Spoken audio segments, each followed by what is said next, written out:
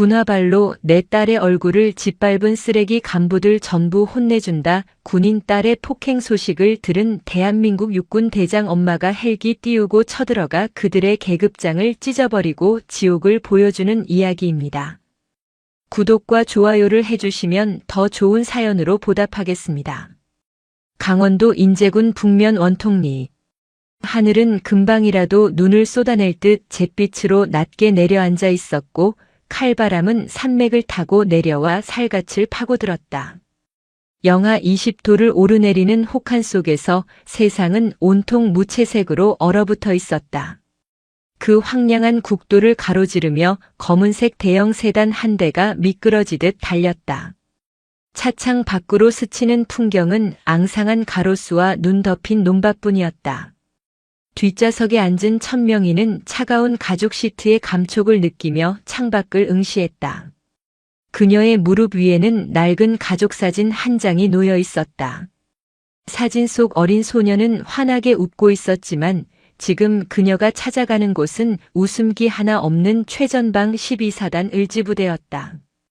대한민국 육군 제2작전 사령관이자 대장인 그녀가 수행원도 없이 정복도 아닌 사복 차림으로 이곳을 찾은 이유는 단 하나였다. 딸 백하나 소위. 엄마의 후광이 싫다며 제발로 지옥 같은 최전방 소총 소대장으로 들어간 고집불통 딸을 먼 발치에서라도 보고 싶다는 일념 때문이었다.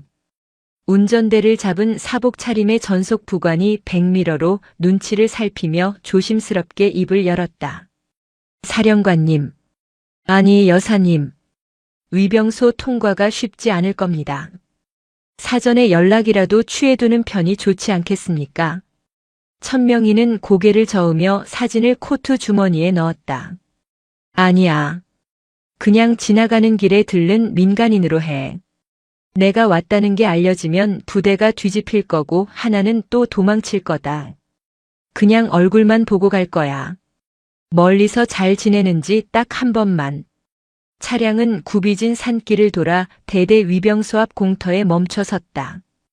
엔진 소리가 잦아들자 겨울 산 특유의 적막이 찾아왔다. 천명희는 차에서 내려 코트 깃을 세웠다.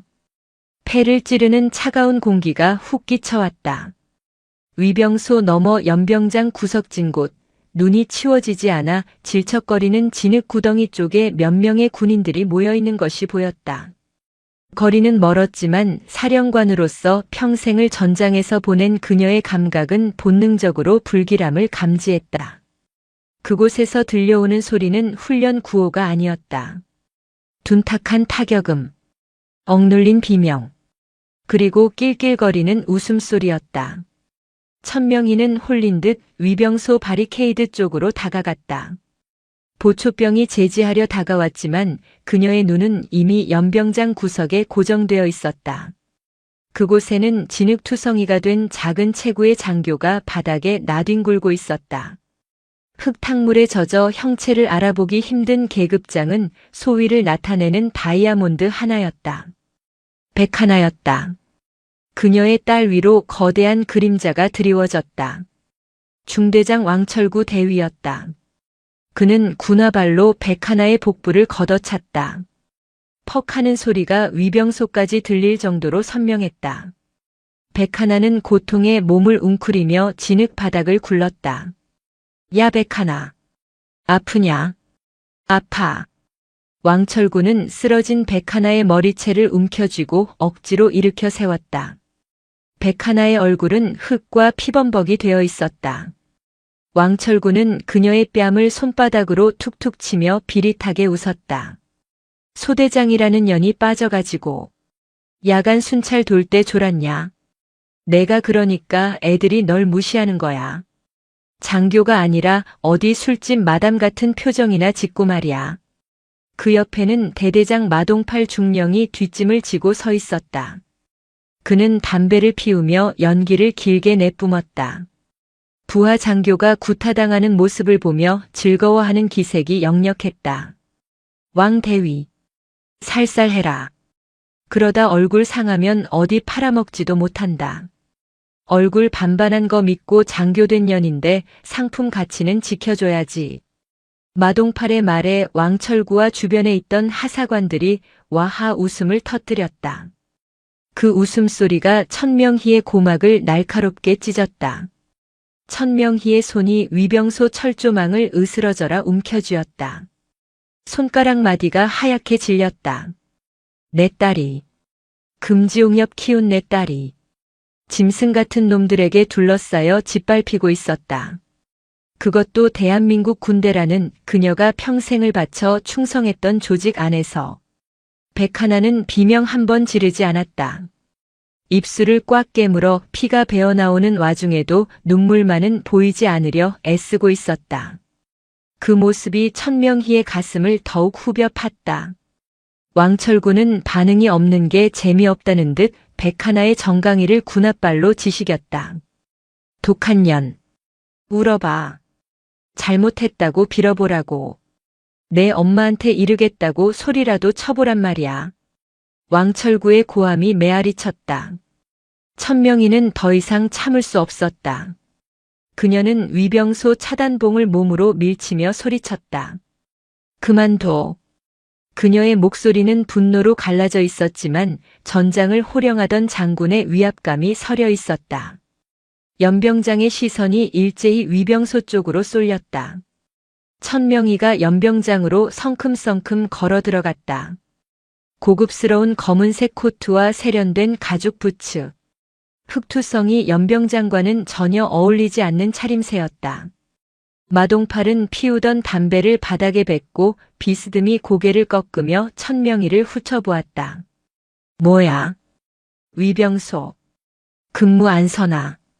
민간인이 어디라고 기어들어와. 마동팔의 호통에 위병소 근무자들이 당황하여 달려왔지만 천명희의 기세에 눌려 섣불리 몸에 손을 대지 못했다. 천명희는 곧장 백하나에게 다가가려 했다. 하지만 왕철구가 그녀의 앞을 가로막았다. 그는 덩치를 과시하듯 어깨를 펴고 천명희를 내려다보았다. 아줌마, 여기 등산로 아닙니다. 길 잃으셨으면 곱게 나가세요. 군사보안구역인 거 안 보입니까? 천명희는 왕철구를 노려보았다. 살기 어린 눈빛에 왕철구는 순간 흠칫했지만 이내 상대가 그저 돈 많은 중년 여성일 것이라 단정 짓고는 다시 거만하게 굴었다. 천명희의 시선은 왕철구 넘어 바닥에 쓰러져 거친 숨을 몰아쉬는 딸에게 닿았다. 하나야. 그 목소리에 백하나가 힘겹게 고개를 들었다. 퉁퉁 부은 눈이 어머니를 알아보자 경악으로 물들었다. 마? 여길 어떻게? 백하나의 입에서 엄마라는 단어가 나오자 마동팔이 과장되게 박수를 쳤다. 아이고, 이게 누구야? 우리 백소위님 어머니 되십니까? 어쩐지. 딸내미가 맨날 질질 짜면서 엄마 찾더니 진짜 헬리콥터 맘이 떴네. 마동팔은 천명의 주위를 빙글빙글 돌며 그녀의 옷차림을 평가하듯 훑었다. 옷 입은 거 보니 강남에서 복부인 노릇 좀 하시나 봅니다. 아니면 화류계 쪽인가. 곱게 늙으셨네. 딸년 군대 보내놓고 걱정돼서 오셨어. 근데 어쩌나. 딸 교육을 이따위로 시켜서 우리가 참교육 좀 하고 있었는데. 천명희는 치미는 화를 억누르며 차갑게 말했다. 내 딸에게 손대지 마라. 그리고 그 더러운 입 다물어. 장교가 부하를 구타하고 모욕해. 이게 대한민국 국군 지휘관이 할 짓인가. 그러자 왕철구가 콧방귀를 뀌며 앞으로 나섰다. 이봐요 아줌마. 군대가 보이스카우트인 줄 알아. 계집애가 장교랍시고 와서 분위기 흐리고 일도 못하면 맞아야지. 우리가 때려주면 감사합니다 하고 절을 해도 모자랄 판에 어디서 훈계질이야. 돈 좀 있다고 유세 떠나본데 여기선 계급장이 법이야. 돈 자랑 하고 싶으면 위문금이나 두둑이 내놓고 꺼지시던가. 백하나가 비틀거리며 일어나 왕철구의 팔을 잡았다. 중대장님, 제발. 저희 어머니십니다. 제가 잘못했습니다. 제발 어머니께는. 백하나는 어머니가 모욕당하는 것을 견딜 수 없었다. 하지만 왕철구는 그런 백하나를 매몰차게 밀쳐버렸다. 백하나는 다시 진흙탕에 처박혔다. 흙물이 천명희의 코트 자락까지 튀었다. 치워 이년아. 엄마 왔다고 응석 부리냐. 아주 쌍으로 진상을 떠내. 마동팔이 천명희에게 바짝 다가와 얼굴을 들이밀었다. 역겨운 담배 냄새가 풍겼다. 보쇼 아줌마. 내 눈엔 당신이나 딸년이나 똑같이 생겨먹었어. 어디서 몸으로 때우는 건 잘하게 생겼는데 군인은 영안이네. 딸년 데려가서 시집이나 보내. 아니면 당신이 대신 군생활 할 거야. 그 나이에 몸은 좀 튼튼하신가 보네. 우리 애들 회식 때 와서 술이나 좀 따르든가. 그것은 명백한 성희롱이자 인간으로서 넘지 말아야 할 선이었다. 주변의 간부들이 킥킥대며 저질스러운 농담을 주고받았다. 백하나는 수치심에 고개를 파묻고 오열했다. 천명희의 눈동자에서 감정이 사라졌다. 오직 차가운 이성만이 남았다. 그녀는 더 이상 소리 지르지 않았다. 아주 낮고 서늘한 목소리로 말했다. 그래. 계급장이 법이라고 했나. 그녀는 주머니에서 차 키를 꺼내 버튼을 눌렀다. 삐빅하는 소리와 함께 세단의 트렁크가 열렸다. 기다려. 그 법 제대로 보여줄 테니까. 마동팔과 왕철구는 그녀가 돈 봉투라도 꺼내올 줄 알고 서로 눈짓을 교환하며 비열하게 웃었다. 그들은 자신들이 방금 호랑이의 콧수염을 뽑았다는 사실을, 그리고 그 호랑이가 아주 굶주려 있다는 사실을 꿈에도 모르고 있었다. 천명희는 차 트렁크에서 붉은색 벨벳으로 덮인 판과 정복 상의를 꺼냈다. 그녀는 흙탕물이 튀는 것도 아랑곳하지 않고 능숙한 동작으로 차 범퍼에 성판을 부착했다. 붉은 바탕에 은색으로 빛나는 4개의 별. 성판이 햇빛을 받아 번쩍이는 순간 웃고 떠들던 연병장의 공기가 일순간에 진공 상태처럼 멈췄다. 마동팔의 입에 물려있던 담배가 힘없이 바닥으로 떨어졌다. 왕철구는 눈을 비비고 다시 성판을 바라보았다. 잘못 본 것이 아니었다. 하나, 둘, 셋, 넷. 대장. 대한민국 육군대장. 천명희는 코트를 벗어 던졌다. 그 안에는 화려한 약장이 달린 짙은 녹색의 정복이 드러났다. 어깨 위에는 사성 장군의 계급장이 무겁게 내려앉아 있었다. 그녀는 머리를 쓸어 넘기고 정모를 눌렀었다.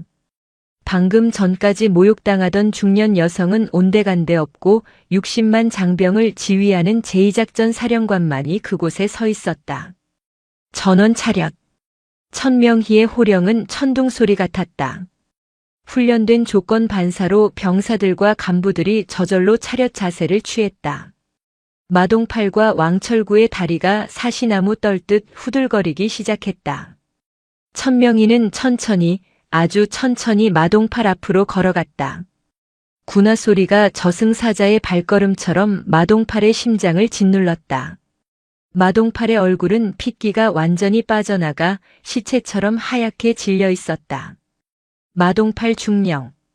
천명희가 이름을 부르자 마동팔은 히익 소리를 내며 무릎을 꿇을 뻔했다. 자, 장군님. 그게 관등 성명 안 되나. 충성. 대대장 중령 마동팔. 천명희는 마동팔의 눈을 똑바로 응시하며 말했다. 방금 뭐라고 했지? 몸으로 때워. 술을 따라. 내 딸이 상품 가치가 어째? 죽을 죄를 지었습니다. 사령관님인 줄 모르고. 그게 아니라. 몰랐으면 민간인 여성에게는 그런 말을 짓거려도 된다는 건가? 그게 내 놈이 배운 군인 정신인가? 천명희의 목소리는 높지 않았지만 그 안에 담긴 분노는 용암처럼 뜨거웠다. 그녀는 고개를 돌려 바들바들 떨고 있는 왕철구를 보았다. 왕철구는 이미 바지 가랑이가 축축하게 젖어 있었다. 공포에 질려 오줌을 지린 것이다. 그리고 너. 왕철구 대위. 계급장이 법이라고 했지. 그래, 내 계급장이 내 법보다 위에 있는 것 같으니 내가 판결을 내리마. 천명희는 핸드폰을 꺼내 단축 번호를 눌렀다. 신호가 가기도 전에 상대방이 전화를 받았다. 3군 단장인가? 나 천명의 대장이다. 지금 당장 12사단 영연대 영대대로 튀어와. 12사단장, 헌병대장, 감찰참모 싹 다 끌고 와. 헬기 띄워. 10분 준다. 전화를 끄는 천명희는 멍하니 서 있는 위병소 근무자들에게 소리쳤다. 이 두 놈 당장 무장 해제시키고 꿇어앉혀. 도망가면 너희들도 공범이다. 병사들은 잠시 머뭇거렸지만 사성 장군의 서슬 퍼런 명령에 마동팔과 왕철구의 양팔을 결박하고 강제로 무릎 꿇렸다. 10분도 채 지나지 않아 고요했던 산속 부대의 하늘이 헬기 소리로 진동했다. 3군 단장의 지휘 헬기를 선두로 12사단장의 헬기, 헌병대의 차량 행렬이 줄지어 위병소로 들이닥쳤다. 연병장에는 흙먼지가 자욱하게 일었다.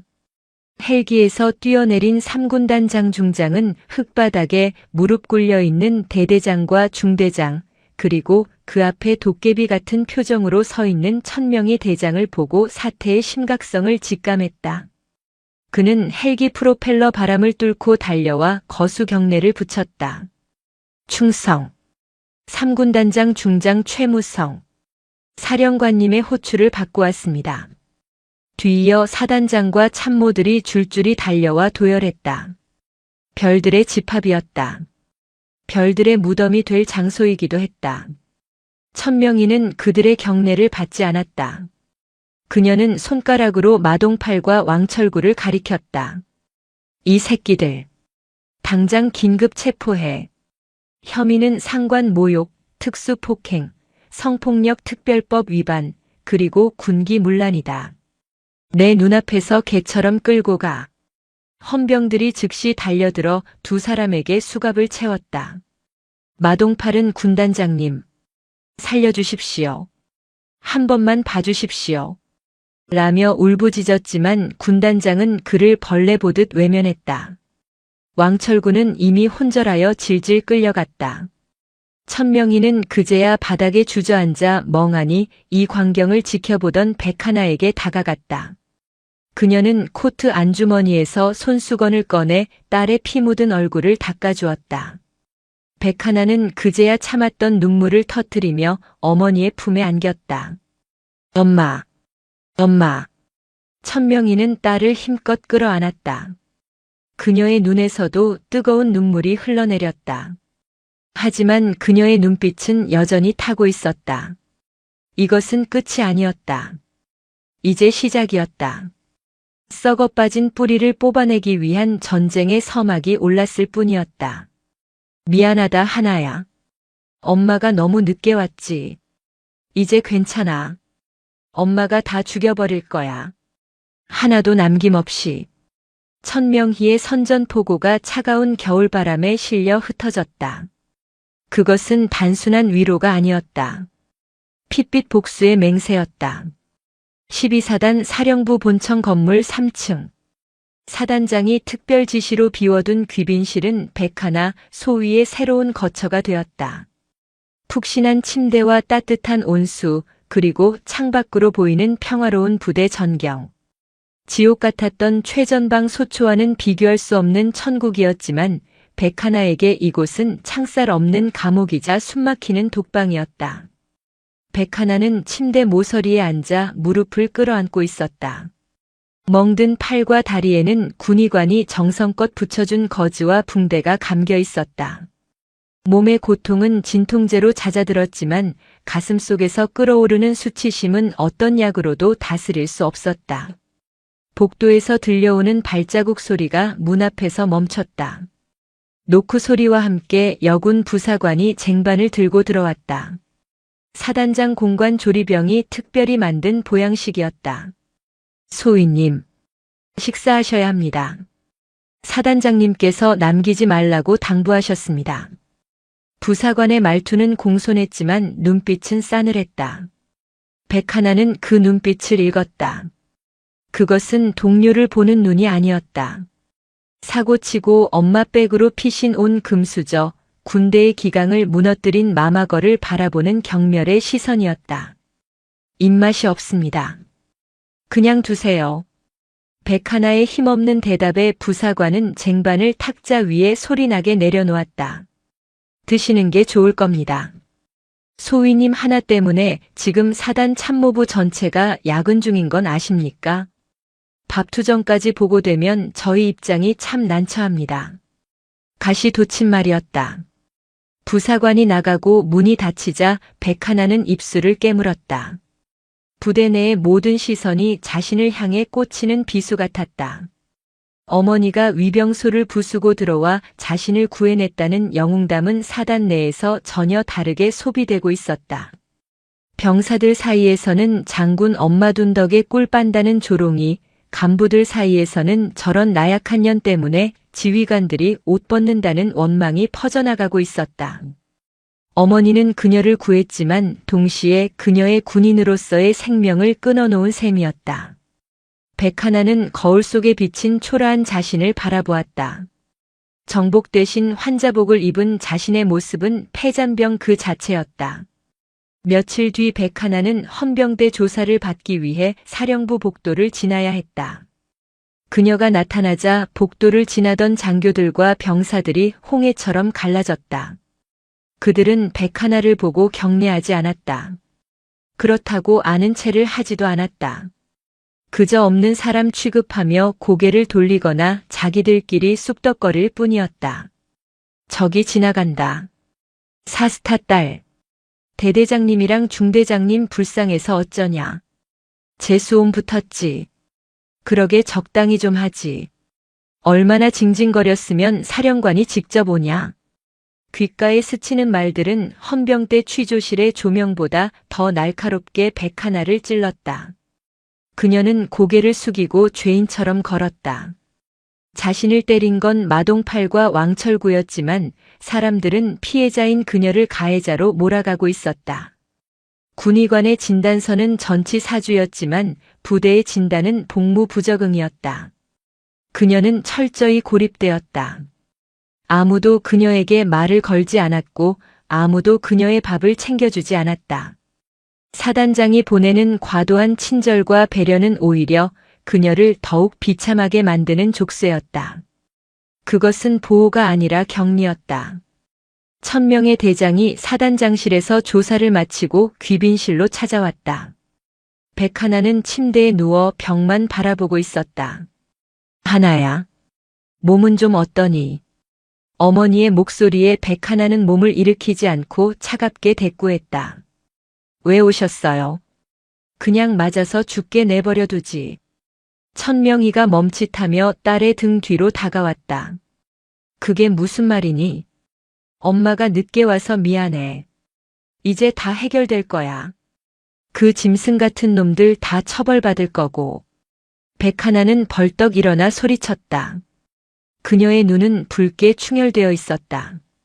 해결이라고요? 뭐가 해결됐는데요? 내군 생활은요? 난 이제 평생 엄마 치마폭에 쌓인 바보 취급받으면서 살아야 해요. 차라리 그냥 맞고 버티는 게 나았어. 내가 원한 건 이런 게 아니었다고요. 하나야. 넌 피해자야. 부당한 폭력을 당했고 엄마는 그걸 막은 거야. 사람들은 그렇게 생각 안 해요. 엄마가 사령관이라는 힘으로 부대를 뒤집어 놓은 거라고 자기 딸 하나 때문에 수많은 사람 목 날아갔다고 욕한다고요. 엄마는 내 엄마이기도 하지만 군인이잖아요. 사적인 감정으로 부대 지휘 체계 무시한 거 그거 월권 아니에요? 딸의 뼈아픈 지적에 천명이는 입을 다물었다. 백하나의 말은 틀린 것이 없었다. 어머니로서의 분노가 사령관으로서의 이성을 앞섰던 것은 사실이었다. 천명이는 떨리는 손을 뻗어 딸의 어깨를 잡으려 했지만 백하나는 그 손을 뿌리쳤다. 나가주세요. 제발 혼자 있게 해주세요. 천명이는 힘없이 돌아섰다. 닫힌 문 너머로 딸의 흐느끼는 소리가 들려왔다. 천명이는 복도에 서서 주먹을 꽉 쥐었다. 딸의 원망을 듣더라도 그녀는 멈출 수 없었다. 이대로 물러선다면 딸은 정말로 부적응자가 되고 말 것이었다. 진실을 밝혀야 했다. 단순히 딸이 맞았다는 사실을 넘어 왜 그토록 잔인하게 짓밟혔는지 그 이면을 파헤쳐야 했다. 군단 헌병대 유치장. 마동팔 중령은 좁은 독방에 갇혀 있었지만 그의 표정에는 여유가 넘쳤다. 그는 지급된 죄수복 대신 자신이 입고 있던 사제 속옷 차림으로 다리를 꼬고 앉아 있었다. 철창 너머로 당직 헌병이 캔커피와 담배 한 갑을 슬그머니 밀어 넣었다. 대대장님, 이거 드시고 좀 쉬십시오. 위에서 보는 눈이 많아서 문은 못 열어드립니다. 마동팔은 낄낄거리며 담배를 집어들었다. 역시 김하사밖에 없네. 내가 나가면 자네 진급은 책임지지. 걱정 마라. 나 쉽게 안 죽는다. 그는 라이터를 켜 담배에 불을 붙였다. 매캐한 연기가 유치장을 채웠지만 아무도 제지하지 않았다. 마동팔은 구속된 상태였지만 그의 영향력은 여전히 건재했다. 그의 친형인 국방부 인사국장이 이미 손을 쓰고 있었기 때문이었다. 잠시 후 말끔한 정장 차림의 남자가 유치장으로 들어왔다. 대형 로펌의 변호사였다. 헌병대장은 자리를 비켜주며 CCTV를 잠시 끄는 신용을 했다. 형님은 뭘 하십니까? 마동팔이 낮은 목소리로 물었다. 변호사는 서류 가방에서 서류 뭉치를 꺼내며 은밀하게 속삭였다. 걱정 마십시오. 판을 뒤집을 준비는 끝났습니다. 1000명의 대장의 약점을 잡았습니다. 감정적인 대응, 직권 남용, 위수지역 이탈. 이걸로 언론 플레이 시작할 겁니다. 다음 날 아침 주요 일간지와 인터넷 뉴스 헤드라인이 자극적인 제목으로 도배되었다. 단독 사성 장군, 딸 면회 위해 헬기 띄우고 위병소 난임. 사설 모정 앞세운 갑질, 무너진 군 지휘 체계 충격 증언 그 여군 소위, 평소 병사들에게 가혹행위 일삼아. 맞을 짓 했다? 여론은 순식간에 반전되었다. 마동팔과 왕철구가 저지른 폭행의 잔혹성은 축소되었고 1000명의 대장이 사적인 감정으로 부대를 쑥대밭으로 만들었다는 사실이 부각되었다. 인터넷 댓글창은 1000명희와 101를 비난하는 글로 도배되었다. 별이 4개면 뭐하냐? 아줌마는 어쩔 수 없네. 딸이 얼마나 개판 쳤으면 맞았겠냐? 장교가 맞을 정도면 말 다 했지. 군대가 유치원이냐? 엄마 불러서 해결하게. 서울 국방부 장관실. 국방부 장관은 조간신문을 책상에 던지며 천명희에게 전화를 걸었다. 천 장군. 자네 지금 뭐 하는 건가? 여론이 들끓고 있어. 당장 감찰 중단하고 복귀해. 이건 명령이야. 천명희는 수화기를 든 손에 힘을 주었다. 장관님. 제 딸이 맞았습니다. 단순한 폭행이 아닙니다. 조직적인 은폐와 비리의 냄새가 납니다. 그만해. 자네 딸 하나 때문에 육군 전체가 욕을 먹고 있어. 마동팔 중령 형이 누군지 몰라서 그래. 인사국장이 지금 사표 쓴다고 난리야. 적당히 합의하고 덮어. 자네 별 떨어지는 꼴 보고 싶어서 그래. 전화는 일방적으로 끊겼다. 천명희는 집무실 의자에 깊숙이 몸을 묻었다. 거대한 벽이 그녀를 가로막고 있었다. 그것은 적군보다 더 무섭고 교활한 내부의 적들이었다. 그녀가 싸워야 할 대상은 마동팔 한 명이 아니라 그를 비호하는 거대한 카르텔이었다. 같은 시각 병원 치료를 이유로 외부 병원에 입원한 왕철구 대위는 병실에서 스마트폰으로 뉴스를 보며 회심의 미소를 짓고 있었다. 그는 병문안을 온 부하 하사에게 지시를 내렸다. 야, 소대 애들 입단속 확실히 시켰지? 백소희가 평소에 애들 괴롭히고 히스테리 부렸다고 진술서 싹 다 받아놔. 휴가증 걸고 작업해. 안 쓰면 영창 보낸다고 협박하고. 네. 이미 작업 들어갔습니다. 애들도 휴가 준다니까 줄 서서 사인하고 있습니다. 좋아. 그리고 그 장부. 창고 타일 밑에 있는 거. 그거 확실히 파기했지? 하사의 표정이 순간 어두워졌다. 그게 어젯밤에 가봤는데 없었습니다. 아마 쥐새끼가 물어간 것 같습니다. 왕철구의 얼굴이 순식간에 일그러졌다. 그는 링거 바늘을 뽑아버릴 듯이 팔을 휘저었다. 뭐? 없다고? 야, 이 새끼야. 그게 어떤 장부인데 관리를 그따위로 해. 당장 찾아. 부대 전체를 뒤져서라도 찾아내. 그거 나오면 우리 다 죽는 거야. 왕철구의 고함 소리가 병실 밖까지 울려 퍼졌다. 그 장부에는 지난 2년 동안 마동팔과 왕철구가 빼돌린 군수품 내역과 상납고리가 적혀 있었다. 그것이 공개된다면 여론 조작이고 뭐고 모든 것이 끝장이었다. 백하나는 밤새 악몽에 시달렸다. 꿈속에서 왕철구는 거대한 괴물처럼 변해 그녀를 짓밟고 있었고 마동팔은 뱀처럼 그녀의 목을 조여왔다. 그녀는 비명을 지르며 깨어났다. 식은땀으로 환자복이 흠뻑 젖어 있었다. 창밖에는 비가 내리고 있었다. 빗소리가 창문을 때리는 소리가 마치 그날 밤 창고에서 들었던 소리와 같았다. 창고. 백하나는 문득 머릿속을 스치는 기억의 파편을 붙잡았다. 왜 왕철구는 자신을 그토록 미워했을까? 단순히 자신이 여자라서? 아니면 어머니의 배경이 싫어서? 아니었다. 그것만으로는 설명되지 않는 집요함과 공포가 그들의 눈에 있었다. 그녀는 기억을 더듬어 사건 당일 밤으로 돌아갔다. 그날은 당직 사관 근무날이었다. 순찰을 돌던 중 보급 창고 쪽에서 인기척을 느꼈다. 평소라면 잠겨 있어야 할 창고 문이 살짝 열려 있었다. 그녀가 문을 열고 들어갔을 때 보았던 것은 텅 빈 관물대가 아니었다. 일종 보급품 식량이라고 적힌 박스들이 산더미처럼 쌓여 있었지만 내용물은 부대에서 보급하는 싸구려 부식이 아니었다.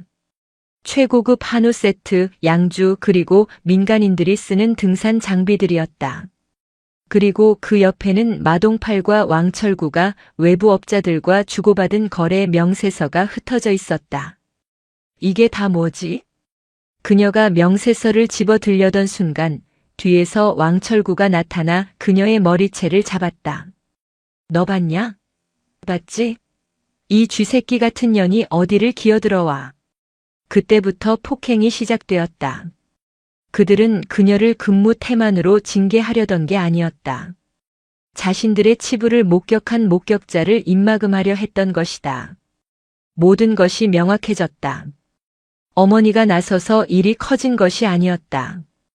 애초에 그들은 자신을 쫓아내거나 정신병자로 만들어 사회에서 매장시킬 계획이었다. 백하나의 눈빛이 달라졌다. 억울함과 슬픔으로 가득 찼던 눈동자에 차가운 이성의 불꽃이 타올랐다. 내가 증명해야 해. 엄마가 아니라 내가. 백하나는 침대에서 일어났다. 통증이 밀려왔지만 이를 악물고 참아냈다. 그녀는 환자복을 벗고 옷장 속에 걸려있던 피 묻은 전투복을 다시 꺼내 입었다. 찢어진 부분을 대충 옷핀으로 고정하고 전투화를 신었다. 그녀는 책상 위에 있던 메모지를 찢어 짧은 편지를 남겼다. 어머니, 죄송합니다. 하지만 전 숨어 있지 않겠습니다. 군인의 명예는 스스로 지키라고 가르치셨잖아요. 제가 찾겠습니다. 놈들의 목덜미를 물어뜯을 증거를. 백하나는 창문을 열었다. 3층 높이였지만 가스배관이 바로 옆에 있었다. 유격 훈련으로 다져진 몸놀림으로 그녀는 빗속의 어둠 속으로 미끄러져 내려갔다. 백하나가 빗속을 뚫고 찾아간 곳은 사단 본청 뒤편에 있는 허름한 컨테이너 건물이었다. 군단 헌병 파견대라는 낡은 간판이 붙어 있었다. 문을 열고 들어가자 담배 연기가 자욱했다. 책상에 다리를 올리고 컵라면을 먹고 있던 사내. 덥수룩한 수염에 눈매가 매서운 중년의 남자. 군단 헌병대 수사관 장태산 준이었다. 그는 군내 비리를 캐다 윗선의 미움을 받아 이곳으로 좌천된 미친개로 불리는 인물이었다. 장태산은 비에 젖은 생쥐꼴로 들어온 백하나를 보고 젓가락을 내려놓았다. 뭐야? 귀하신 사령관님 따님이 여긴 웬일이야? 길 잃었어? 백하나는 떨리는 손으로 품속에서 젖은 수첩 하나를 꺼내 책상 위에 던졌다. 그녀가 평소에 기록해 두었던 관찰 일지였다. 길 찾으러 왔습니다. 마동팔과 왕철구. 그 새끼들 목 딸 수 있는 길. 장태산의 눈이 번뜩였다. 그는 수첩을 대충 훑어보더니 비릿한 미소를 지었다. 호. 이거 재미있네. 얌전한 고양이인 줄 알았더니 살쾡이였어. 도와주세요. 저 혼자선 못합니다. 하지만 제가 미끼가 될 수는 있습니다. 미끼라. 그거 잘못하면 진짜 죽는다. 놈들은 지금 독이 바짝 올라 있어. 상관없습니다. 이대로 병신 취급받으며 전역하느니 싸우다 죽겠습니다. 백하나의 눈빛에는 살기가 서려 있었다. 장태산은 컵라면 국물을 원샷하고 자리에서 일어났다. 그는 허리춤에서 권총을 꺼내 점검하며 말했다. 좋아. 나도 마동팔 그 돼지 새끼 잡으려다 실패해서 벼르고 있었거든. 거래 성립이다. 소위 오늘부터 내 조수해라. 조수가 아니라 파트너입니다. 말대꾸는 일단 그 젖은 옷부터 좀 말려. 감기 걸려서 작전 망치지 말고. 장태산은 자신의 야전 상의를 던져주었다. 백하나는 그것을 받아들었다. 거친 냄새가 났지만 그것은 위선의 향기가 아닌 진짜 전장의 냄새였다. 어디부터 텁니까? 내 기억 속에 있는 그곳. 놈들이 가장 숨기고 싶어하는 곳. 12사단 영대대 보급 창고. 번개가 치며 창밖이 번쩍였다. 두 사람의 그림자가 벽에 길게 드리워졌다. 복수의 밤이 시작되고 있었다. 어머니의 보호라는 황금 세장을 부수고 나온 아기 독수리가 비로소 날개를 펼치기 시작한 순간이었다. 하늘에 구멍이라도 뚫린 듯 장대비가 쏟아지고 있었다. 강원도 인제군의 산악도로는 한치 앞도 보이지 않을 만큼 짙은 어둠과 안개에 잠겨 있었다. 그 칠흑 같은 어둠을 뚫고 낡은 승합차 한 대가 전조등도 켜지 않은 채 굽이진 산길을 기어오르고 있었다. 운전대를 잡은 장태산 준이는 입에 물고 있던 다 젖은 담배꽁초를 창밖으로 뱉어냈다. 와이퍼가 거칠게 돌아가며 빗물을 닦아냈지만 시야는 여전히 흐릿했다.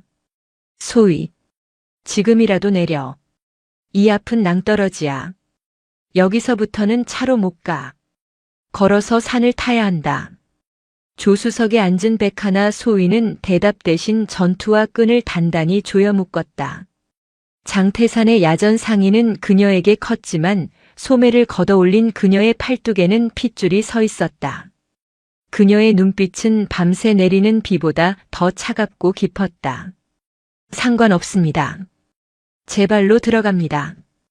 그들이 제 발목을 부러뜨렸으니 이번엔 제가 그들의 목덜미를 물어뜯을 차례입니다.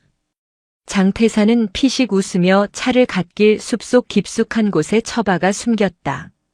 두 사람은 차에서 내렸다. 차가운 빗줄기가 순식간에 온몸을 적셨다. 12월의 겨울비는 얼음장처럼 차가워 뼈마디를 시리게 했다. 그들이 향하는 곳은 백하나가 근무했던 최전방 GOP 대대의 후방 보급 창고였다. 마동팔과 왕철구가 자신들의 비자금을 숨겨둔 보물 창고이자 백하나가 피를 흘리며 쓰러졌던 지옥의 현장이었다. 경계가 삼엄할 거다. 왕철구 꼬붕들이 눈에 불을 켜고 있을 거야. 들키면 사령관 딸이고 뭐고 없다. 그냥 사고사로 위장해서 묻어버릴 놈들이야. 장태산이 허리춤에 꽂힌 3단봉을 점검하며 경고했다. 백하나는 고개를 끄덕였다. 그녀는 이미 각오하고 있었다. 오늘 밤 그녀는 장교가 아니라 사냥개였다. 두 사람은 멧돼지들이 다니는 산짐승길을 통해 부대 철조망 뒤편으로 접근했다. 진흙탕에 발이 푹푹 빠지고 가시덤불이 얼굴을 긁었지만 백하나는 신음소리 한 번 내지 않았다. 그녀의 머릿속에는 오직 창고 바닥 타일 밑에 숨겨진 그 물건 생각뿐이었다. 철조망 개구멍을 통과해 부대 안으로 들어서자 익숙하면서도 역겨운 냄새가 났다. 젖은 흙냄새와 짬밥 냄새, 그리고 은밀하게 태우는 쓰레기 냄새였다. 연병장 쪽은 고요했지만 보급 창고 쪽에는 희미한 불빛이 새어나오고 있었다. 장태산이 손짓으로 멈추라는 신호를 보냈다. 두 사람은 드럼통 뒤에 몸을 숨기고 상황을 살폈다.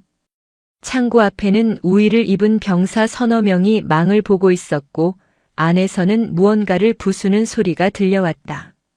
젠장. 선수 쳤나. 장태산이 낮게 욕설을 뱉었다. 왕철구가 병원에서 지시를 내린 것이 분명했다. 증거인멸이 시작된 것이다. 아직 늦지 않았습니다. 저들은 장부를 찾는 게 아니라 그냥 다 뒤엎고 있는 겁니다. 정확한 위치는 저만 압니다. 백하나의 말대로였다. 안에서 들려오는 소리는 무작위로 물건을 던지고 깨부수는 소음이었다. 그들은 장부가 어디 있는지 몰라 창고 전체를 파헤치고 있었다. 어쩔 셈이야. 정면 돌파? 쪽수에서 밀려. 교란 작전으로 갑니다. 제가 유인하겠습니다. 준이님은 그 사이 망보는 녀석들을 제압해 주십시오. 백하나는 바닥에 떨어져 있던 돌멩이를 집어들었다. 그녀의 심장이 터질 듯이 뛰었지만 손끝은 떨리지 않았다. 이것은 훈련이 아니었다. 실전이었다. 백하나가 창고 반대편 연료 탱크 쪽으로 돌멩이를 힘껏 던졌다. 깡 하는 날카로운 금소금이 빗소리를 뚫고 울려 퍼졌다. 뭐야? 무슨 소리야? 망을 보던 병사 2명이 소리난 쪽으로 손전등을 비추며 달려갔다. 경계가 허술해진 틈을 타 장태산이 튀어나갔다. 그는 노련한 사냥꾼처럼 소리 없이 남은 한 명의 뒤로 다가가 입을 틀어막고 순식간에 기절시켰다. 둔탁한 소리와 함께 병사가 쓰러졌다. 장태산이 백하나에게 들어가라는 수신호를 보냈다. 백하나는 몸을 낮추고 창고의 옆문, 평소 자물쇠가 고장나 있어 자신만이 알고 있던 개구멍 같은 쪽문으로 미끄러져 들어갔다. 창고 안은 난장판이었다. 부사관 1명과 병사 2명이 곡괭이와 삽으로 바닥을 파헤치고 있었다. 오중사였다. 왕철구의 오른팔이자 병사들을 괴롭히는 데 앞장섰던 악질적인 인물이었다. 야, 똑바로 안 파. 오늘 밤 안에 못 찾으면 니들 다 영창이야. 대위님이 껍질을 벗겨버린다고 했다고. 오중사가 병사들을 발길질하며 소리쳤다. 그들은 백하나가 숨겨둔 타일 위치와는 정반대인 구석을 파고 있었다. 다행이었다. 하지만 백하나가 목표 지점까지 가려면 그들의 시야를 피해야 했다. 거리는 불과 10m. 박스와 적재물 사이를 오가는 숨막히는 잠입이 시작되었다. 백하나는 숨을 멈췄다. 자신의 심장 소리가 천둥 소리처럼 크게 들려 들킬 것만 같았다. 그녀는 쌓여있는 라면 박스 뒤에 몸을 숨긴 채 놈들의 동태를 살폈다. 오중사가 담배를 피우러 잠시 입구 쪽으로 등을 돌린 순간이었다. 지금이다. 백하나는 낮은 포복으로 바닥을 기었다. 차가운 시멘트 바닥이 배를 찔렀지만 속도를 늦출 수 없었다. 그녀가 기억하는 3번째 기둥 옆 깨진 타일 조각. 그곳에 도달했다. 그녀는 주머니에서 꺼낸 맥가이버 칼로 타일 틈새를 들어 올렸다. 찌익 하는 미세한 소리가 났다. 병사 하나가 고개를 돌렸다. 무슨 소리 안 들렸습니까? 쥐새끼겠지. 빨리 파기나 해. 오중사의 호통에 병사는 다시 삽질을 시작했다. 백하나는 안도의 한숨을 삼키며 타일 밑을 더듬었다. 손끝에 차가운 플라스틱 감촉이 닿았다. 비닐에 쌓인 작은 저장 장치와 꼬깃꼬깃 접힌 녹음기였다. 찾았다. 마동팔과 왕철구 그리고 그 윗선까지 모조리 날려버릴 수 있는 핵폭탄이 그녀의 손에 들어왔다. 그녀는 그것을 전투복 안주머니 깊숙이 넣고 지퍼를 채웠다. 이제 나가기만 하면 된다. 하지만 운명은 가혹했다. 돌아나가려 몸을 돌리는 순간 그녀의 군화가 바닥에 놓여있던 빈 깡통을 건드리고 말았다. 쨍그랑. 정막을 깨는 경쾌하고도 끔찍한 소리가 창고 안에 울려 퍼졌다. 누구냐? 오 중사가 짐승처럼 반응했다. 그가 들고 있던 손전등 빛이 백 하나가 숨은 곳을 정확히 비췄다. 어라. 이게 누구신가? 도망간 백소희님 아니십니까? 오 중사의 얼굴에 비열한 웃음이 번졌다. 그는 들고 있던 야전 삽을 고쳐 쥐며 병사들에게 눈짓했다. 문 닫아. 잡았다 요놈. 병사들이 쭈뼛거리며 백 하나를 포위해왔다. 백 하나는 천천히 일어났다. 더 이상 숨을 곳은 없었다. 비켜라. 상관에게 삽을 겨누나. 백 하나가 소리쳤지만 오 중사는 비웃음만 흘렸다. 상관은 무슨. 탈영병이지. 너 여기서 죽어도 아무도 몰라. 발 헛디뎌서 뇌진탕으로 죽었다고 하면 그만이거든. 자, 그거 내놓으시지. 품에 넣은 거. 오 중사가 삽을 휘두르며 덤벼들었다. 백 하나는 반사적으로 몸을 숙여 피했다. 삼날이 박스에 박히며 나무 파편이 튀었다. 백 하나는 훈련받은 대로 오 중사의 손목을 낚아채 꺾으려 했지만 체급 차이가 너무 컸다. 오 중사는 힘으로 그녀를 밀어붙여 벽으로 던져버렸다. 등에 강한 충격이 왔지만 고통을 느낄 새도 없었다. 병사 2명이 달려들어 그녀의 팔을 잡았다. 절체절명의 순간 창고 철문이 쾅 하고 열리며 거대한 그림자가 들이닥쳤다. 애들 데리고 뭐하는 짓이야 이 양아치 새끼들아. 장태산이었다. 그는 맹수처럼 달려들어 병사 하나를 발로 걷어차 날려버리고 3단봉으로 오중사의 삽자루를 내리쳤다. 준이님, 빨리 튀어. 밖에도 놈들이 깔렸어. 장태산이 시간을 버는 사이 백 하나는 열린 문으로 질주했다. 하지만 밖에는 이미 사이렌 소리와 함께 차량 불빛들이 몰려오고 있었다. 대대 전체에 비상이 걸린 것이다. 잡아. 전연 잡아야 해. 못 잡으면 우리 다 죽어. 무전기 너머로 왕철구의 고함이 들리는 듯 했다. 수십 명의 병력과 간부들이 손전등을 비추며 백하나와 장태산을 추격해왔다. 두 사람은 빗속의 산길을 미친 듯이 달렸다. 숨이 턱까지 차오르고 다리가 끊어질 듯 아팠다. 뒤에서 따라오는 군견의 짖는 소리가 점점 가까워졌다.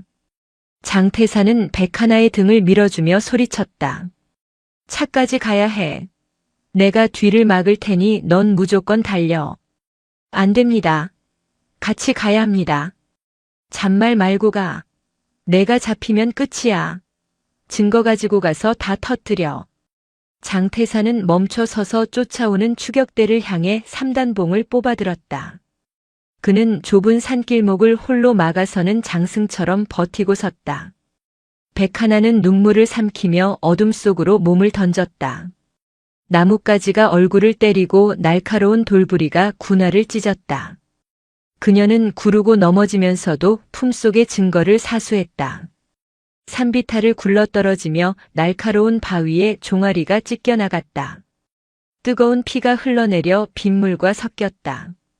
하지만 그녀는 멈추지 않았다. 엄마가 기다려. 내가 가야 해. 그녀는 고통을 분노로 바꾸어 달렸다. 드디어 숲길 끝 숨겨두었던 장태산의 차가 보였다. 그녀는 운전석에 올라타 시동을 걸었다. 굉음과 함께 차가 튀어나갔다. 뒤이어 장태산이 피투성이가 된 채 숲에서 튀어나와 조수석에 몸을 날렸다. 밟아. 무조건 밟아. 차량 뒤로 군용 지프차 2대가 따라붙었다. 좁은 산악도로에서 목숨을 건 추격전이 벌어졌다. 지프차가 뒤에서 들이받을 때마다 차가 휘청거렸다. 백하나는 이를 악물고 핸들을 꺾었다. 낭떠러지가 바로 옆을 스쳐 지나갔다. 12사단 사령부 정문 앞. 1000명의 대장의 차량 행렬이 막 위병소를 빠져나가려 하고 있었다. 국방부의 복귀 명령 시한이 다 되었고 더 이상 버틸 명분이 사라진 상황이었다. 사단장과 참모들은 안도의 한숨을 내쉬며 천명희를 배웅하고 있었다. 천명희는 차 뒷좌석에 앉아 창밖을 멍하니 바라보고 있었다. 딸을 두고 떠나야 하는 어미의 심정은 갈갈이 찢겨 있었다. 그녀의 손에는 딸이 남기고 간 쪽지만이 구겨진 채 들려 있었다. 실패한 건가? 이렇게 끝나는 건가? 그때였다. 사령부 진입로 저편에서 굉음이 들려왔다. 헤드라이트가 깨지고 범퍼가 너덜거리는 승합차 한 대가 맹렬한 속도로 위병소를 향해 돌진해 오고 있었다. 뒤따르던 군용 지프차들이 승합차를 에워싸려 했다. 뭐야? 저 차 막아. 위병소 근무자들이 바리케이드를 쳤지만 승합차는 속도를 줄이지 않았다. 끼익하는 타이어 타는 소리와 함께 차는 바리케이드를 들이받고 간신히 멈춰섰다. 보닛에서 하얀 연기가 피어올랐다. 사단장과 참모들이 기겁하며 뒷걸음질 쳤다. 천명희는 본능적으로 차 문을 열고 내렸다.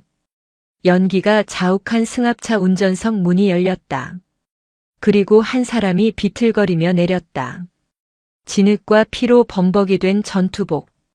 찢어진 바지 사이로 보이는 깊은 상처. 한쪽 다리를 절뚝거리며 걸어 나오는 그 사람은 바로 백하나였다. 주변의 헌병들이 총을 겨누려 하자 천명희가 사자후를 토해냈다. 총 내려. 내 딸이다. 백하나는 비틀거리며 어머니가 있는 곳으로, 그리고 그 뒤에 서 있는 사단장과 감찰관들이 있는 곳으로 걸어왔다. 그녀의 얼굴은 흑투성이었지만 눈빛만은 그 어느 때보다 형형하게 빛나고 있었다. 그녀는 천명희 앞에서 멈춰 섰다. 숨을 헐떡이며 떨리는 손을 들어 올려 경례를 붙였다. 충성. 육군 소위 백하나. 작전 복귀 신고합니다. 그녀의 목소리는 갈라져 있었지만 단단했다. 천명희는 입을 막으며 눈물을 흘렸다. 딸이 살아 돌아왔다. 그것도 패배자가 아닌 전사가 되어 돌아왔다. 백하나는 피 젖은 손으로 주머니에서 비닐에 쌓인 물건을 꺼냈다. 목숨을 걸고 지켜낸 진실의 증거였다. 그녀는 그것을 어머니가 아닌 그 옆에 서 있는 국방부 감찰단장에게 내밀었다. 12사단 영연대 영대대장 마동팔 중령, 일중대장 왕철구 대위의 군수품 횡령 및 뇌물수수장부. 그리고 그녀는 숨을 골랐다. 상관 모욕과 살인 교사 혐의가 담긴 녹음 파일입니다. 제가 증인입니다. 감찰단장이 떨리는 손으로 증거물을 받아들었다. 현장에 있던 사단장과 참모들의 얼굴이 사색이 되었다. 뒤따라온 추격대의 지프차에서 내린 왕철구의 신복들이 이 광경을 보고 얼어붙었다. 그들은 자신들이 쫓던 사냥감이 호랑이 굴 한복판에, 그것도 가장 무서운 호랑이 앞에 섰다는 사실을 깨달았다. 백하나는 할 일을 다 했다는 듯 다리에 힘이 풀려 휘청거렸다. 천명희가 달려와 쓰러지는 딸을 받아 안았다. 하나야, 하나야. 백하나는 어머니의 품에서 희미하게 웃었다. 엄마, 나 안 도망갔어. 나 군인이야. 맞지? 천명희는 피 묻은 딸의 얼굴을 가슴에 파묻고 오열했다. 그래, 넌 최고의 군인이다. 내 딸 정말 장하다. 천명희가 고개를 들었다. 그녀의 눈에서 슬픔은 사라지고 분노와 살기가 타올랐다. 그녀는 감찰단장을 노려보며 낮지만 무시무시한 목소리로 말했다. 들었나? 증거는 확보되었다. 지금 당장 마동팔, 왕철구 그리고 이 추격전을 지시한 놈들 전원 체포해. 저 뒤에 따라온 놈들도 공범이다. 당장 수갑 채워. 천명희의 명령에 헌병대장이 즉각 반응했다. 전원 체포해. 도주하는 놈은 발포해도 좋다. 상황은 완전히 역전되었다. 추격해왔던 왕철구의 부하들은 그 자리에서 헌병들에게 제압당해 바닥에 처박혔다. 빗줄기는 더욱 거세졌지만 12사단 연병장은 그 어느 때보다 뜨거운 정의의 심판장으로 변해 있었다. 백하나는 흐릿해지는 의식 속에서 어머니가 자신을 꽉 안아주는 온기를 느꼈다. 그것은 지난 수년간 느끼지 못했던 강철 같은 어머니의 진정한 사랑이었다. 그녀는 빗소리를 자장가 삼아 깊은 잠에 빠져들었다. 악몽은 이제 끝났다. 국군 수도병원 응급수술실 앞. 붉은색 수술중 등이 켜져 있었다. 복도는 숨소리조차 들리지 않을 만큼 무거운 정막에 잠겨 있었다. 그 차가운 복도 의자에 천명의 대장이 앉아 있었다.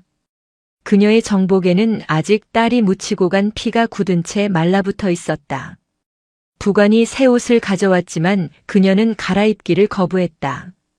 이 피 냄새를 맡으며 분노를 날카롭게 벼리기 위함이었다.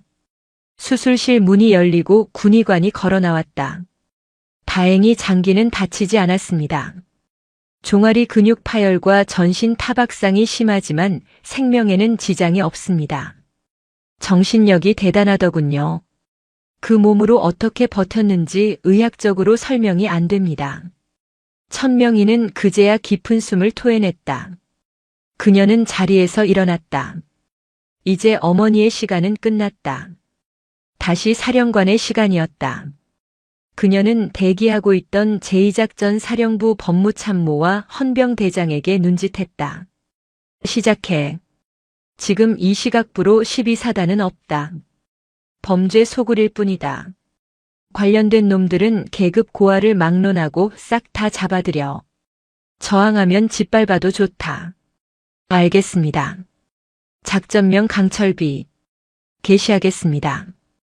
헌병대장의 복창 소리와 함께 대한민국군 역사상 유례없는 대규모 숙청 작업이 시작되었다. 같은 시각 서울 용산구 국방부 청사 인근의 고급 아파트. 마동팔의 형이자 국방부 인사국장인 마성팔 소장은 와인을 마시며 느긋하게 TV를 보고 있었다. 동생이 사고를 쳤지만 자신의 인맥으로 충분히 덮을 수 있다고 믿었다. 그때 현관문이 부서질 듯한 굉음과 함께 박살났다. 누구냐? 여기가 어디라고? 마성팔이 소리칠 새도 없이 검은 대테러복을 입은 수사관들이 거실로 들이닥쳤다. 그들은 마성팔을 소파에서 끌어내려 바닥에 제압했다. 마성팔 소장. 당신을 뇌물수수, 직권남용, 범인 도피교사 혐의로 긴급 체포한다. 당신 동생이 불어버린 장부에 당신 이름이 제일 위에 있더군. 이거나. 내가 누군 줄 알아. 장관님께 전화해. 장관님은 지금 당신 해임 안에 서명하고 계신다. 수사관은 마성팔의 손목에 차가운 수갑을 채웠다. 아파트 밖으로 끌려나가는 그의 모습은 비참하기 짝이 없었다. 동시에 전국 각지에서 군납 비리에 연루된 업체 사장들, 12사단 내에서 왕철구의 하수인 노릇을 하던 간부들이 줄줄이 체포되었다. 밤사이 호송차 수십 대가 줄을 지어 국방부 헌병대 조사실로 향했다. 12사단 영창. 마동팔과 왕철구는 서로 다른 독방에 수감되어 있었다. 마동팔은 철창을 붙잡고 고래고래 소리를 지르고 있었다. 야, 내가 대대장이야. 내 형이 누군 줄 알아. 변호사 불러. 당장 전화기 가져오란 말이야. 그때 철문이 열리고 천명희 대장이 들어왔다. 그녀의 뒤에는 장태산 준이가 서류철을 들고 서 있었다. 마동팔은 천명희를 보자마자 반사적으로 뒷걸음질 쳤다. 천명희는 의자를 가져와 철창 바로 앞에 앉았다. 그녀는 아무 말 없이 장태산에게 손짓했다. 장태산이 휴대용 스피커의 재생 버튼을 눌렀다. 아, 그 사성 장군 아줌마. 몸매는 좋던데. 술이나 따르라고 해. 낄낄. 백소위 그년 묻어버려. 쥐도 새도 모르게 사고사 처리하면 돼. 내 형이 다 막아줄 거야. 마동팔의 목소리가 영창 안에 쩌렁쩌렁 울렸다. 백하나가 목숨 걸고 가져온 녹음 파일이었다. 마동팔의 얼굴이 흑빛으로 변했다. 에이, 이게 왜? 내 놈 목소리 맞지? 이걸 법정에서 틀면 판사가 참 좋아하겠어. 군 형법상 상관 모욕의 살인 교사, 군수품 횡령까지. 사형 아니면 무기징역이다. 천명희의 목소리는 시베리아의 바람보다 차가웠다. 마동팔은 바닥에 털썩 주저앉았다. 바지가 축축하게 젖어 들어갔다. 사령관님, 잘못했습니다. 한 번만, 제발 한 번만 살려주십시오. 제가 미쳤었습니다. 시키는 대로 다 하겠습니다. 마동팔은 철창 사이로 손을 뻗어 천명희의 군화발을 잡으려 했다. 천명희는 더러운 것을 피하듯 발을 뺐다. 살려는 드릴게. 감옥에서 평생 썩으면서 내 놈이 괴롭힌 병사들이 흘린 눈물만큼 피눈물 흘리며 살아. 천명희는 뒤도 돌아보지 않고 나갔다. 마동팔의 처절한 비명이 영창의 벽을 긁었다. 옆방의 왕철구는 이미 공포에 질려 실신해 있었다. 악인들의 밤은 길고도 고통스러웠다. 한 달 후, 육군본부 보통군사법원 대법정.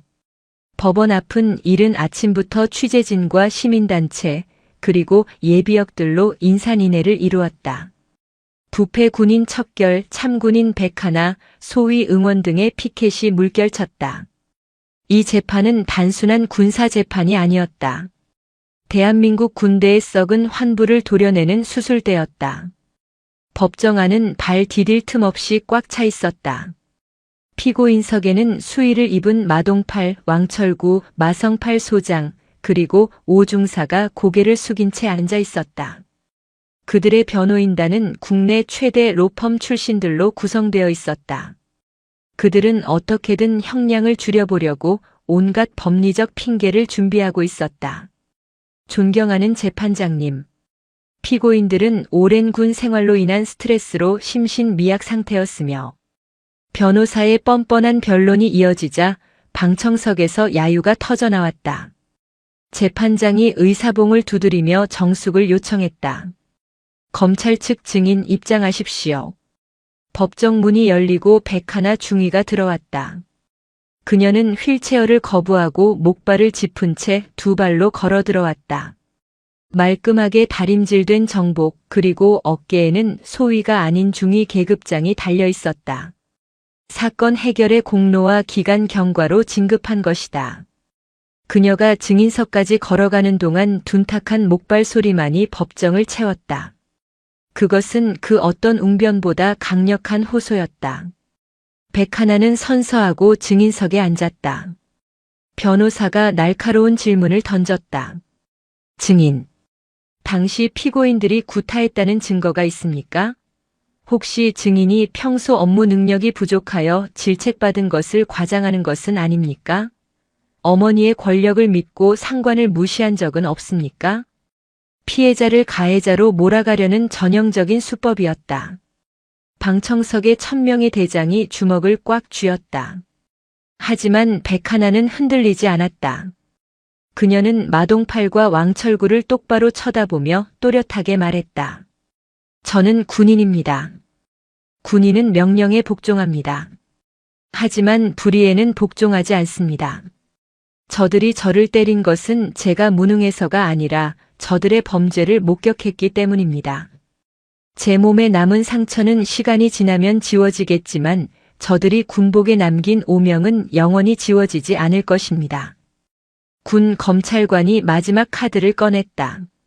재판장님, 결정적인 증거물을 제출합니다.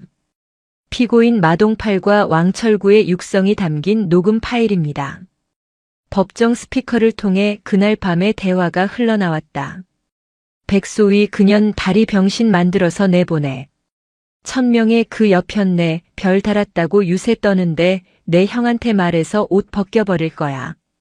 이번에 납품업체에서 받은 돈은 세탁해서 형님 계좌로 쏘겠습니다. 적나라한 범죄의 증거. 변호사들은 할 말을 잃고 자리에 주저앉았다. 마동팔은 귀를 막고 괴로워했고 왕철구는 흐느끼기 시작했다. 방청석에서는 욕설과 탄식이 쏟아졌다. 재판장이 판결문을 읽어내려갔다. 피고인 마동팔, 징역 20년. 피고인 왕철구, 징역 15년. 피고인 마성팔, 징역 12년. 나머지 피고인 전원 실형 및 파면. 탕, 탕, 탕. 의사봉 소리가 법정에 울려 퍼졌다. 그것은 정의의 종소리였다. 마동팔과 일당들은 헌병들에게 끌려나가며 울부짖었지만 아무도 그들을 동정하지 않았다. 백하나는 그 모습을 끝까지 지켜보았다. 승리감보다는 씁쓸함이 그리고 군인으로서의 무거운 책임감이 그녀의 가슴을 채웠다. 천명이가 다가와 딸의 어깨를 감싸 안았다. 모녀는 말없이 서로를 바라보았다. 더 이상의 말은 필요 없었다. 계절은 다시 돌아 봄이 되었다. 강원도 인제군의 산자락에는 진달래와 철쭉이 만발하여 붉은 띠를 이루고 있었다. 12사단은 완전히 달라져 있었다. 부패한 지휘관들이 사라지고 새로운 지휘관들이 부임하면서 부대에는 활기가 돌았다.